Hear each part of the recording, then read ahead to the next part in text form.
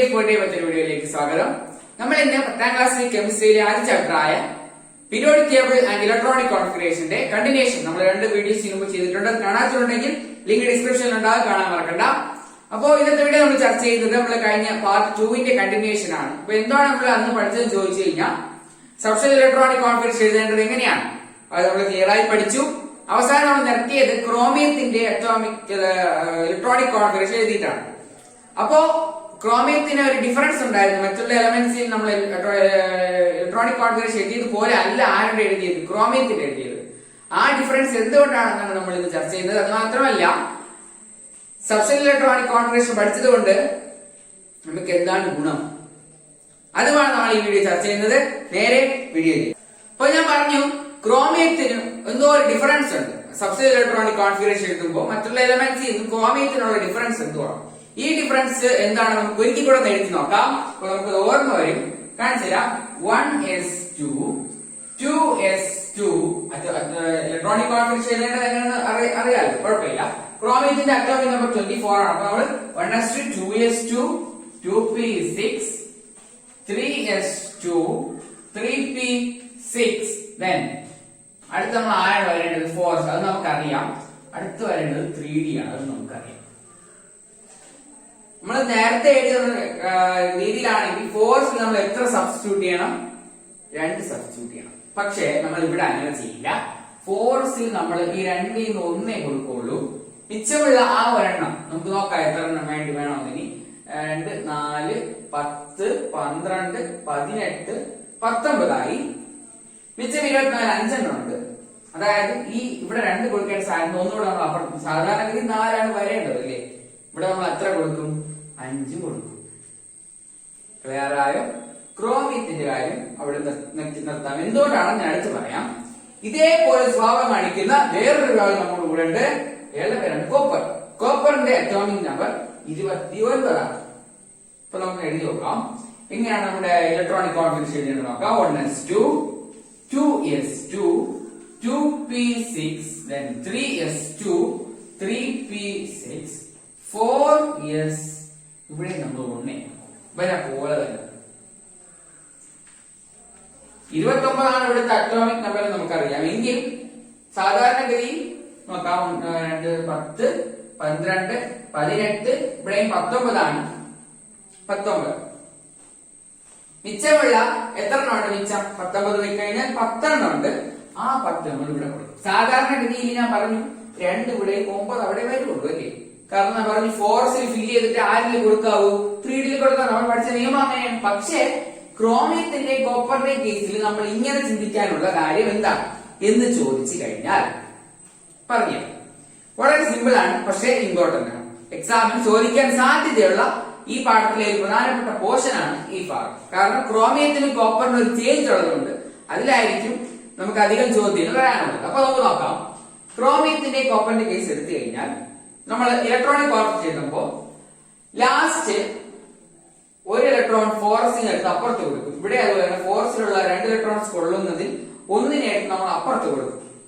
അതെന്തുകൊണ്ടാണെന്ന് ചോദിച്ചു കഴിഞ്ഞാൽ ഒരു രീതി അല്ലെങ്കിൽ ഒരു നിയമം എങ്ങനെയാണ് എന്ന് വെച്ച് കഴിഞ്ഞാൽ, ഇപ്പം ലാസ്റ്റ് സബ്സ്റ്റൻസില് ഇലക്ട്രോൺസ് നമുക്ക് കംപ്ലീറ്റ്ലി ഫില്ല് ചെയ്യാനോ ഹാഫ് ഫില്ല് ചെയ്യാനോ കഴിഞ്ഞു കഴിഞ്ഞാൽ എന്ന് പറഞ്ഞാൽ ഡി എന്ന് പറയുന്ന സബ്സ്റ്റൻസിൽ എത്ര ഇലക്ട്രോൺസ് കൊള്ളും, 10. അപ്പൊ നമ്മൾ കംപ്ലീറ്റ്ലി ഫില്ല് ചെയ്തില്ലേ. ഇവിടെ നോക്കുകയാണെങ്കിൽ 10ന്റെ പകുതിയായ 5 ഹാഫ് ആയിട്ട് നമ്മൾ ഫില്ല് ചെയ്തില്ലേ. നിയമം എങ്ങനെയാണ് പറഞ്ഞത്, ഒരു എലമെന്റ് എടുത്തു കഴിഞ്ഞാൽ അതിന്റെ ലാസ്റ്റ് സബ്സ്റ്റൻസിൽ ഇലക്ട്രോൺസ് കംപ്ലീറ്റ്ലി ഫില്ല് ചെയ്യുകയോ, ഇവിടത്തെ പോലെ 10ൽ 10 നമ്മൾ ഫില്ല് ചെയ്തു, കംപ്ലീറ്റ്ലി ഫില്ല് ചെയ്യുകയോ ഹാഫ് ഫില്ല് ചെയ്യുകയോ എന്ന് പറഞ്ഞു കഴിഞ്ഞാൽ 10ന്റെ പകുതിയായ 5, ആ 5 നമ്മൾ ഫില്ല് ചെയ്ത് കഴിഞ്ഞാൽ ആ എലമെന്റ്സ് സ്റ്റേബിൾ ആണ് എന്നൊരു നിയമമുണ്ട്. ക്ലിയർ ആയില്ലേ? എങ്ങനെയാണ് ഞാൻ പറഞ്ഞത്, ലാസ്റ്റ് സബ്സ്റ്റൻസ് കംപ്ലീറ്റ്ലി ഫിൽഡോ ഹാഫ് ഫിൽഡോ ആയിട്ടുള്ള എലമെന്റ്സ് സ്റ്റേബിൾ ആണ്. ഈ നിയമത്തിന്റെ അടിസ്ഥാനത്തിലാണ് നമ്മുടെ ക്രോമിയവും കോപ്പറും ഈ സ്വഭാവം കാണിക്കുന്നത്. ക്ലിയർ ആയോ? എക്സാമിന് ചോദിച്ചു കണ്ടിട്ടുള്ള ചോദ്യം ഇതാണ്. അതായത് നമുക്ക് ബാക്കി എല്ലാത്തിന്റെയും നമ്മൾ അറ്റോമിക് നമ്പർ ഉപയോഗിച്ച് നമ്മൾ എന്ത് എഴുതും, electronic configuration, substance electronic configuration എഴുതും. പക്ഷെ ഇവിടെ എഴുതുമ്പോൾ ചെറിയ മിസ്റ്റേക്ക് വരും. നമ്മൾ സാധാരണ രീതിയിൽ എഴുതുമ്പോൾ 2 4 കൊടുക്കും. ബട്ട് അങ്ങനെയല്ല. 2 4 വരേണ്ട സ്ഥലത്ത് 2 വരേണ്ടടുത്ത് ഒരാൾ നമ്മൾ അപ്പുറത്ത് കടം കൊടുക്കും. ഇവിടെയും അതുപോലെ തന്നെ 2 വരേണ്ടടുത്ത് ഒരാൾ നമ്മൾ അപ്പുറത്ത് കൊടുത്ത് അവിടെ നമ്മൾ കംപ്ലീറ്റ്ലി ഫിൽഡ് ആക്കും. ഇവിടെ നമ്മൾ ഹാഫ് ഫിൽഡ് ആക്കും. കംപ്ലീറ്റ്ലി ഫിൽഡും ഹാഫ് ഫിൽഡും ആക്കണ കാര്യം പിടികിട്ടിക്കാണ്. എലമെന്റ്സ് സ്റ്റേബിൾ ആക്കാൻ വേണ്ടിയിട്ടാണ് നമ്മൾ അങ്ങനെ ചെയ്യുന്നത്. കാര്യം സിമ്പിൾ ആയില്ലേ? ക്ലിയർ ആയില്ലേ? സംശയം തീർന്നെന്ന് വിചാരിക്കുന്നു. അപ്പൊ ക്രോമിയത്തിന്റെയും കോപ്പറിന്റെയും കേസിലുള്ള എക്സെപ്ഷൻ അല്ലെങ്കിൽ മറ്റ് എലമെന്റ്സിൽ നിന്ന് ഇവർക്ക് എന്താണ് പ്രത്യേകത? നമ്മൾ ഇലക്ട്രോണിക് കോൺഫിഗറേഷൻ ചെയ്യുമ്പോൾ ഇങ്ങനെ ഒരു വ്യത്യാസം വരാനുള്ള കാരണം പിടികിട്ടി. ഇങ്ങനെ നമ്മൾ അടുത്ത ടോപ്പിക്കിലേക്ക് പോവുകയാണ്. അപ്പൊ സബ്സ്റ്റൻസ് ഇലക്ട്രോണിക് കോൺഫിഗറേഷൻ പഠിക്കുന്നതിനുള്ള ഗുണം എന്താണെന്ന് ചോദിച്ചു കഴിഞ്ഞാൽ, സബ്സ്റ്റൻസ് ഇലക്ട്രോണിക് കോൺഫിഗറേഷൻ പഠിച്ചു കഴിഞ്ഞാൽ നമുക്ക് എലമെന്റിന്റെ കൃത്യമായ സ്ഥാനം നമുക്ക് നിർണ്ണയിക്കാൻ പറ്റും. അഥവാ പീരിയോഡിക് ടേബിളിനകത്ത് ഒരു എലമെന്റ് എവിടെ കിടക്കുന്നതെന്ന് ചോദിച്ചു കഴിഞ്ഞാൽ സബ്സ്റ്റൻസ് ഇലക്ട്രോണിക് കോൺഫിഗറേഷൻ എഴുതി കഴിഞ്ഞാൽ നമുക്കത് പറയാൻ പറ്റും. അത് ഇന്ന സ്ഥാനത്താണ് ഇരിക്കുന്നത്. ക്ലിയർ ആയില്ലേ? അതിനാണ് നമ്മൾ സബ്സ്റ്റൻസ് ഇലക്ട്രോണിക് കോൺഫിഗറേഷൻ പഠിക്കുന്നത്. സബ്സ്റ്റൻസ് ഇലക്ട്രോണിക് കോൺഫിഗറേഷന്റെ ബേസിൽ നമ്മൾ പീരിയോഡിക് ടേബിളിലെ 4 ബ്ലോക്കുകളായിട്ട് തിരിച്ചിട്ടുണ്ട്. എന്തായിട്ട് തിരിച്ചിട്ടുണ്ട്? ബ്ലോക്ക് ആയിട്ട് തിരിച്ചിട്ടുണ്ട്. ഈ ബ്ലോക്കുകൾക്ക് സബ്സ്റ്റൻസ് ഇലക്ട്രോണിക് കോൺഫിഗറേഷൻ എഴുതുന്ന നമ്മൾ സബ്സ്റ്റൻസുകളുടെ നെയിമില്ലേ, എസ് പി ഡി എഫ്, ഈ പേരുകൾ തന്നെയാണ് ആ ബ്ലോക്കിന് നൽകിയിരിക്കുന്നത്. മനസ്സിലായില്ലേ? അപ്പോ ആദ്യത്തെ ബ്ലോക്കിന്റെ പേര് എസ് ബ്ലോക്ക്, രണ്ടാമത്തെ ആളിന്റെ പേര് പി ബ്ലോക്ക്, മൂന്നാമത്തത് ഡി ബ്ലോക്ക്, നാലാമത്തത് എഫ് ബ്ലോക്ക്. ഇനി അത് ഞാൻ പരിചയപ്പെടുത്താം. നമ്മുടെ പീരിയോഡിക് ടേബിൾ ആണ് ചെറിയൊരു diagrammatic representation of periodic table എന്ന് വേണമെങ്കിൽ ഇതിനെ വിശേഷിപ്പിക്കാം. അപ്പോ അത് കാണുമ്പോൾ തന്നെ ചെറിയൊരു പീരിയോഡിക് ടേബിളിന്റെ ലുക്ക് കിട്ടി. ഇനി ഞാൻ പറഞ്ഞുതരാം. പീരിയോഡിക് ടേബിളിനെ നമുക്ക് 18 ഗ്രൂപ്പുകളായിട്ട് തിരിക്കാൻ പറ്റും. എത്ര ഗ്രൂപ്പാണ്? 18 ഗ്രൂപ്പ്. മറക്കൂലല്ലോ, 18 ഗ്രൂപ്പുകളായിട്ട് നമുക്ക് പീരിയോഡിക് ടേബിൾ തിരിക്കാൻ പറ്റും. ഈ 18 ഗ്രൂപ്പുകൾ ഏതാണെന്ന് ചോദിച്ചു കഴിഞ്ഞാൽ 1 2 3 4 5 എന്ന് പറയുക ഇതുവരെ നമുക്ക് കാണാൻ പറ്റുന്നതിനെയാണ് നമ്മൾ വിളിക്കുന്ന പേര് ഗ്രൂപ്പ്. താഴെ മുകളിലോട്ട് വരുന്നതിനെ നമ്മൾ എന്ത് വിളിക്കും? ഗ്രൂപ്പ്. ക്ലിയർ ആയോ? എങ്കിൽ ഇങ്ങനെ കുറച്ച് ഡിവിഷൻസ് നിങ്ങൾ കാണുന്നില്ല. ഇങ്ങനെ ഇങ്ങനെ ഇങ്ങനെ ഇങ്ങനെ ഇങ്ങനെ എത്ര ആണെന്ന് നോക്കി നോക്കാം. 1 2 3 4 5 6 7 ഇങ്ങനെ ഉള്ള തരം തിരിക്കൽ നമ്മൾ വിളിക്കുന്ന പേരാണ് പീരീഡ്. ഇങ്ങനെ ഡിവൈഡ് ചെയ്യുന്നത് നമ്മൾ വിളിച്ചു ഗ്രൂപ്പ്. ഇങ്ങനെയാണ് പീരീഡ്. ക്ലിയർ ആയിട്ട്? ഗ്രൂപ്പും പീരീഡും മറക്കൂല, തിരിഞ്ഞു പോകരുത്. ഇങ്ങനെ ഉള്ള ഡിവിഷൻ നമ്മൾ വിളിക്കുന്ന പേരാണ്, അഥവാ വ്യക്തമാക്കി പറഞ്ഞു കഴിഞ്ഞാൽ എന്ന് പറയും നമ്മള് വെർട്ടിക്കൽ ആയിട്ടുള്ള ഡിവിഷൻസിനെ വിളിക്കുന്ന പേര് ഗ്രൂപ്പുകളെന്നും ഹൊറിസോണ്ടൽ ആയിട്ടുള്ള ഡിവിഷൻസിനെ വിളിക്കുന്ന പേര് എന്തുമാണ്? പീരീഡ് എന്നുമാണ്. ഗ്രൂപ്പുകൾ 18ഉം 7 പീരീഡുമായിട്ട് നമ്മുടെ പീരിയോഡിക് ടേബിൾ ഡിവൈഡ് ചെയ്തിട്ടുള്ളത് 1ഉം 2ഉം ഗ്രൂപ്പുകൾ. 1ഉം 2ഉം ഗ്രൂപ്പുകൾ അടങ്ങിയ ബ്ലോക്കാണ് എസ് ബ്ലോക്ക്. ഇപ്പൊ എസ് ബ്ലോക്കിനകത്ത് ആരൊക്കെയുണ്ട്? 1ഉം 2ഉം ഗ്രൂപ്പുകൾ. ക്ലിയർ ആയില്ലേ? ഇനി ഡി ബ്ലോക്കിനകത്ത് ആരൊക്കെയുണ്ട്? എത്ര ഗ്രൂപ്പുകളാണ് നോക്കാം. 3 മുതൽ 12 വരെയുള്ള ഗ്രൂപ്പുകളാണ് ഏത് ബ്ലോക്കിനകത്ത്?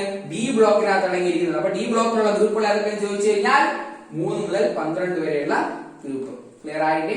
പിന്നെ 13 മുതൽ 18 വരെയുള്ള ഗ്രൂപ്പുകളെ നമ്മൾ പി ബ്ലോക്ക് എന്ന് വിളിച്ചു.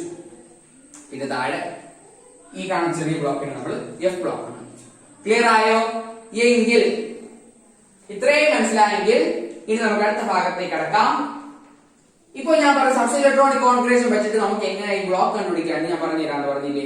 സബ്സ്റ്റൻസ് ഇലക്ട്രോണിക് കോൺഫിഗറേഷൻ വെച്ചിട്ട് നമുക്ക് ഒരു എലമെന്റിന്റെ സ്ഥാനം പീരിയോഡിക് ടേബിളിൽ ഈ കോളത്തിൽ വരുമോ, ഈ കോളത്തിൽ വരുമോ, ഈ കോളത്തിൽ വരുമോ, ഈ കോളത്തിൽ വരുമോ എന്ന് നമുക്ക് മനസ്സിലാക്കാൻ പറ്റുമെന്ന് ഞാൻ പറഞ്ഞില്ലേ.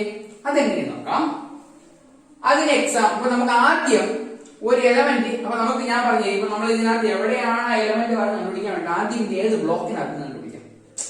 ഇപ്പൊ എസ് ബ്ലോക്കിനാണോ പിന്നെ ഡി ബ്ലോക്കിനകത്താണോ ഈ കണ്ടുപിടിച്ചാൽ നമുക്ക് അതിനകത്ത് സ്ഥാനം നിർണ്ണയിക്കാൻ പറ്റും. അതിനുള്ള വഴി നമ്മളെ കാണാം. അപ്പം ആദ്യം നമ്മൾ എന്ത് കണ്ടുപിടിക്കണം? ഏത് ബ്ലോക്ക് കണ്ടുപിടിക്കണം. ബ്ലോക്ക് കണ്ടുപിടിക്കാൻ വേണ്ടിയിട്ട് ജസ്റ്റ് എക്സാമ്പിൾ വഴി നിങ്ങൾക്ക് പറഞ്ഞു തരാം. എക്സാമ്പിൾ ആയിട്ട് ഞാൻ ഒരു എലമെന്റിന്റെ സബ്സ്റ്റൻസ് ഇലക്ട്രോണിക് കോൺഫിഗറേഷൻ എഴുതുകയാണ്. എഴുതുന്ന ആളുടെ പേര് നൈട്രജൻ. നൈട്രജൻ എഴുതാമല്ലോ. നൈട്രജന്റെ അറ്റോമിക് നമ്പർ 7 വെച്ചിട്ട് നമുക്ക് ഈ substance electronic configuration 1s2 2s2 2p3. ഇവിടെ നമുക്ക് നോക്കിയപ്പോ ലാസ്റ്റ് വന്നു നിന്ന സബ്സ്റ്റൻസ് ഏതാണ്?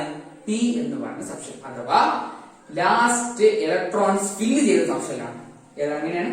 ലാസ്റ്റ് വന്നു നിന്ന സബ്സ്റ്റൻസ് വിടുക, വന്നു നിൽക്കുന്നതൊക്കെ രണ്ടാമത്. ലാസ്റ്റ് ഇലക്ട്രോൺസ് ഫില്ല് ചെയ്യുന്നത് ഏത് സബ്സ്റ്റൻസിലാണ്? ഇവിടെ പി സബ്സ്റ്റൻസ് ആയതുകൊണ്ട് ഈ എലമെന്റ് പി ബ്ലോക്കിലാണ്. ക്ലിയർ ആയിട്ട്? ലാസ്റ്റ് ഇലക്ട്രോൺസ് ഫില്ല് ചെയ്യുന്നത് ഏത് സബ്സ്റ്റൻസിലാണോ അഥവാ ഏത് സബ്സ്റ്റൻസിലാണോ ആ ബ്ലോക്കിലായിരിക്കും നമ്മുടെ ഇപ്പൊ നമ്മൾ എഴുതിയ എലമെന്റ് സ്ഥിതി ചെയ്യുന്നത്. അപ്പൊ ഇവിടെ ഈ സ്ഥാനത്ത് പറയുമ്പോഴത്തേക്കും പിയിലാണ് ലാസ്റ്റ് ഇലക്ട്രോൺ സ്പിൽ ആയത്. അതുകൊണ്ട് തന്നെ നൈട്രജൻ ഏത് ബ്ലോക്കിലായിരിക്കും? പി ബ്ലോക്കിൽ. ക്ലിയർ ആയോ? സംശയം തീർന്നില്ലേ? ഇനി നമുക്ക് മറ്റൊരാളെ നോക്കാം. മറ്റൊരാളാരാണ്? മെഗ്നീഷ്യം.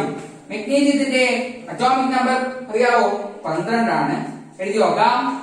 1s2 2s2 2p6 എത്രയായി? 10 ആയി. ഇനി 3s2 12 ആയില്ലേ? അപ്പോ ഇപ്പൊ തന്നെ നിങ്ങളുടെ മനസ്സിൽ ഓടിയിട്ട് കാണും ആരായിരിക്കും, എവിടെയായിരിക്കും നമ്മുടെ മെഗ്നീഷ്യം സ്ഥിതി ചെയ്യുന്നത്? എസ് ബ്ലോക്കിൽ. ഒരു സംശയവും വേണ്ട. ലാസ്റ്റ് ഇലക്ട്രോൺ ഫിൽ ചെയ്ത സബ്ഷെൽ ഏതാണ്? S subshell. അതുകൊണ്ട് തന്നെ മെഗ്നീഷ്യം എവിടെ സ്ഥിതി ചെയ്യുന്നു? എസ് ബ്ലോക്കിൽ. അപ്പം ഇതുപോലെ തന്നെ വേറെ ഒന്നുമില്ല.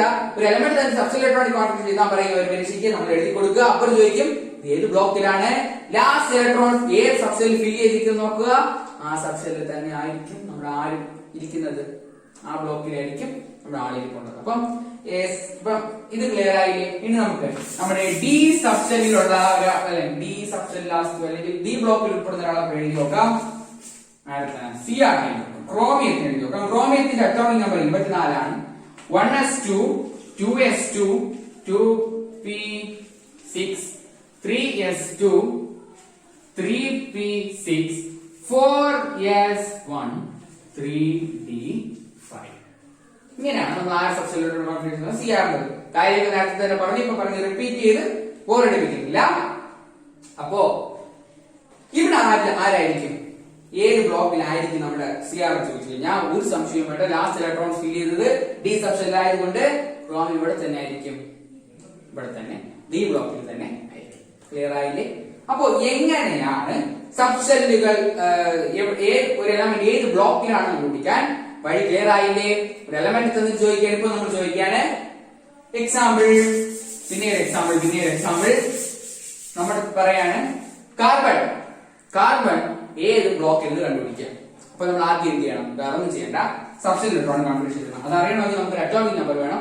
കാർബണിന്റെ അറ്റോമിക് നമ്പർ 6 ആണ്. പെട്ടെന്ന് തന്നെ നമ്മൾ എന്ത് എഴുതണം? നമ്മുടെ subshell electron number 1s2 2s2